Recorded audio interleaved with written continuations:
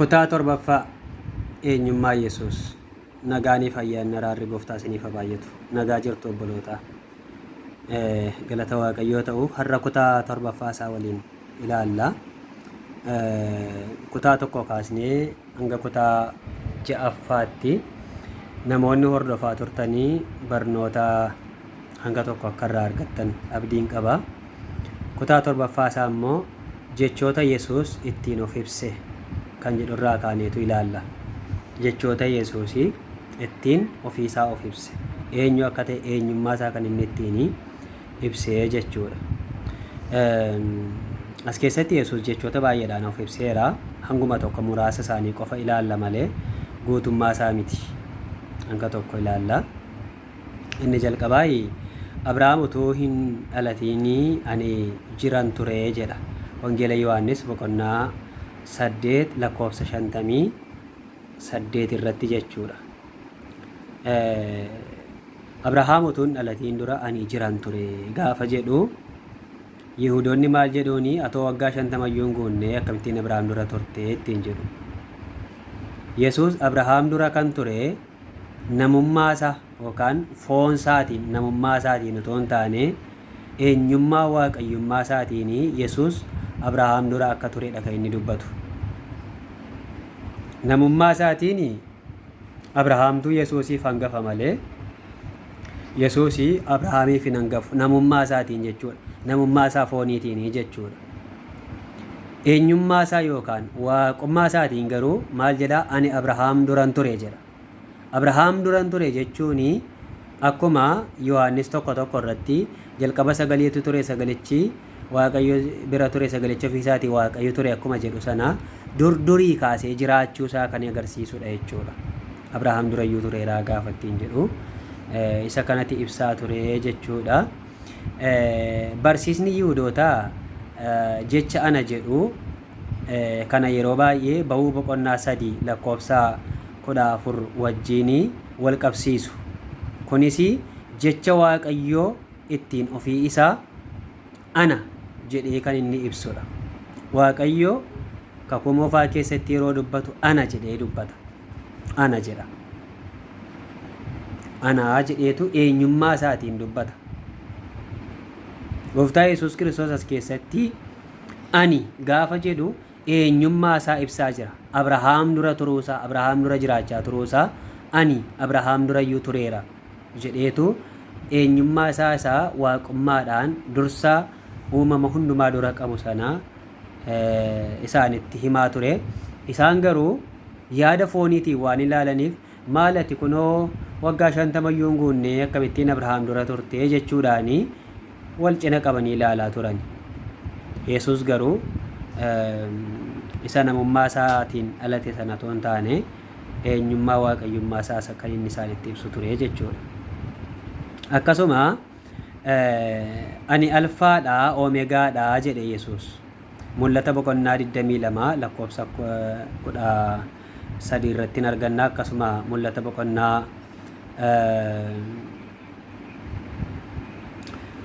boqonnaa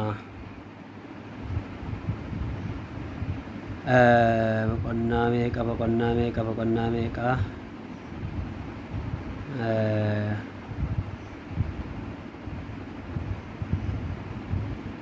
Yaasti cheekkiin isinii godhadheeni tilmaamaan isinitti himuu koorra.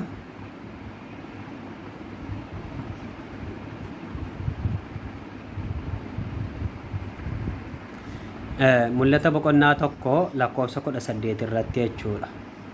Achirrattis maal jedha? Mul'ata boqonnaa 1:18 irratti takkaallee du'een ture amma garuu bara baraan jiraachuuttan jiraa jedheetu dubbata. Alfaa Omeegaa. Alfaa jechuun jechi alfaa Omeegaa jedhu kuni Waaqayyoof kan kennamudha yookaan Waaqayyoof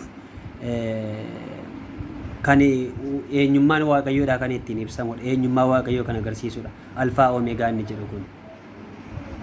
Yesuus ani alfaadha Omeegaadha gaafa jedhu eenyummaa waaqayyummaa isaadha kan inni ibsaa jiru. Nama tokkoon alfaa Omeegaa jettee ibsuun hin danda'amu akka macaafaatti jechuudha. Alfaa Omeegaan eenyummaa waaqayyummaa qofaadhaaf kan kennamudha yookaan eenyummaa waaqayyummaa qofaan kan inni ittiin ibsamudha jechuudha. Kanaaf ani alfaadha Omeegaadha jedhee Maatiyoos boqonnaa 8 lakkoofsa 7 irratti immoo ani dhufee isa nan fayyisaa jedhe Yesuus. Ani dhufee isa nan fayyisa. Ani dhufee isa nan fayyisa jechuun immoo humni fayyisuu isa keessa akka jiru fayyisuu akka danda'uti ibsa. Fayyisuu danda'a Yesuus. Fakkeenyaaf jaamaa fayyiseeraa, duudaa fayyiseeraa, goophoo fayyiseeraa, du'aa kaaseeraa, dinqiiwwan gurguddaa garaagaraa, dinqiiwwan hedduu hojjeteera. Wangeela Yohaannis keessatti yeroo ilaallu gara dinqiiwwan gurguddoo ta'an dinqiiwwan 7 argina. Wangeela Yohaannis guutummaa isaa yeroo ilaallu jechuudha. Inni biraanii ani ifa biyya lafaatii jedhe Yesuus. Wangeela Yohaannis boqonnaa 8 lakkoofsa 12 akkasuma boqonnaa 12 lakkoofsa 46 irratti ani ifa biyya lafaati. Raajota duraan turan keessaatii eenyullee ani ifa biyya lafaati ofiin jedheen beeku. Luboota kakuu moofaa keessa turan keessaas eenyullee ani ifa biyya lafaati ofiin jedheen beeku. Fakkeenyaaf ani ifa biyya lafaatiin jenne Abrahaam, Museenis hin jenne. Nabiyyoonni gurguddoon hundiniyyuu ani ifa biyya lafaati ofiin hin jenne. Yesuus Kiristoos qofadha kan ani ifa biyya lafaati kan jedhee gooftaa keenya Yesuus Kiristoos qofadha jechuudha. Waaqayyoo ifa homtinuu ittiin dhiyaanne keessa jiraataa jedha. Ifti amala waaqayyummaati.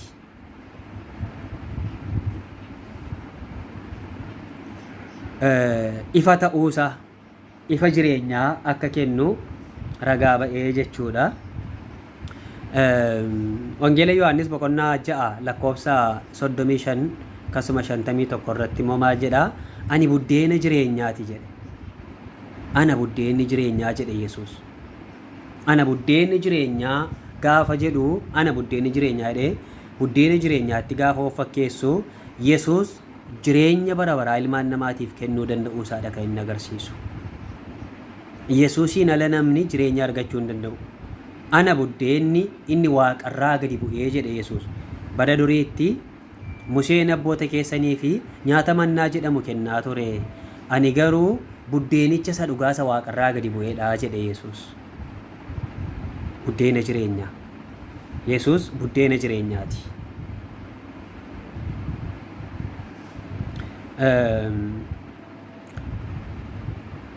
Wangeela Yohaannis boqonnaa 10 lakkoofsa 30 irratti immoo sagalee dinqii tokko argina. Aniif abbaan tokkodha jedhe Yesuus. Waaw! Aniif abbaan tokkodha.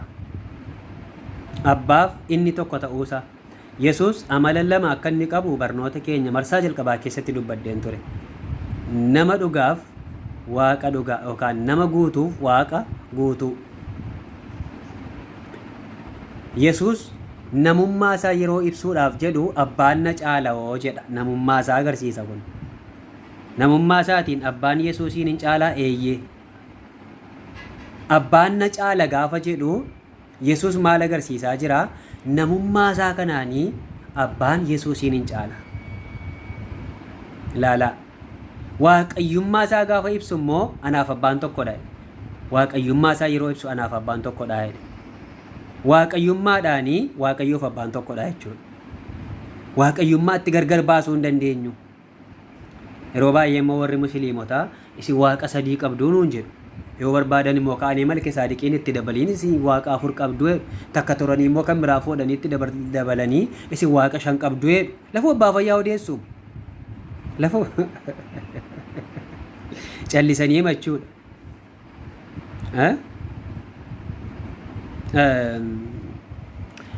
Aniif abbaan tokkodha jechuunsaa abbaanii fi Yesuus tokkummaa isaanii kan agarsiisu waaqayyummaadhaanii jechuudha. Okay. Wangeela Maatiyoos boqonnaa 16 lakkoofsa 13 24 22 27 37 irratti immoo ilma namaa jedhee of waama Yesuus. Ilma namaa namummaa isaa agarsiisan kun immoo nama ta'uu isaa agarsiisa. Ilma namaa. akkasuma Yohaannis 13:14 irratti immoo ani barsiisaanii fi gooftaan keessan jedha. Yesuus gooftaa ta'uu isaa agarsiisa. Gooftaa jedhee waameera Yesuus. Ani barsiisaanii fi gooftaan keessan jedheetu ibsa. Sagalee dhageenyi nuuf haa eebbisu. Asumarraa kaaneetu yeroo biraatti fufna. Eebbifama. Yaadaaf gaaffii garaa garaa qabaattan koomentii jala naa kaa'uu dandeessu. Sheer godhaatii hiriyoota keessan biraan ga'a.